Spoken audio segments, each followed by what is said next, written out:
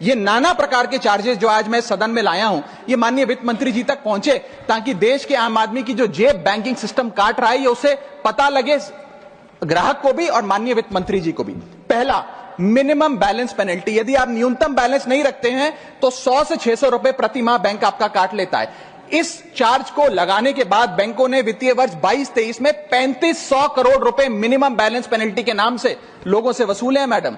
दूसरा charge, extra ATM usage. आपको ATM transaction के लिए 2 से 3 की मोहलत मिलती है, 2 से 3 की इजाजत मिलती है बैंकों द्वारा। अगर आप चौथा 5वां ट्रांजैक्शन कर लें तो हर ट्रांजैक्शन पे 20 रुपए एटीएम चार्ज आपको देना पड़ता है। इनएक्टिविटी फी 100 से 200 रुपए सालाना, यानी कि अगर बैंक आप बहुत ज्यादा अपना अकाउंट यूज नहीं करते हैं तो बैंक इनएक्टिविटी के नाम पे भी चार्ज लगा देता है। फिर बैंक स्टेटमेंट आप मंगवाते हैं तो बैंक स्टेटमेंट इशुएंस चार्जेस के नाम पर आपसे 50 से 100 रुपए लेता है। फिर आप कहते हैं हमें एसएमएस अलर्ट के माध्यम से मेरे बैंक के खाते में क्या आ रहा है उसकी जानकारी मिले, तो एसएमएस अलर्ट चार्जेस के नाम पर भी प्रति क्वार्टर 20 से 25 रुपए आपसे लिया जाता है। ऑनलाइन पेमेंट करेंगे एनईएफटी की तो ट्रांजैक्शन फी भी ली जाती है। जबरदस्ती आपको पहले लोन बेचते हैं और फिर उसके बाद लोन प्रोसेसिंग फी के नाम पर 1 से 3% लोन अमाउंट का काट लेते हैं। और जब आपकी किस्मत ठीक चल रही हो और आप समय से पहले अपना लोन बकाया जो है उसका भुगतान करने बैंक पहुंच जाएं तो loan pre closure charges, early payment penalty के नाम पर भी बैंक आपसे पैसा वसूलता है।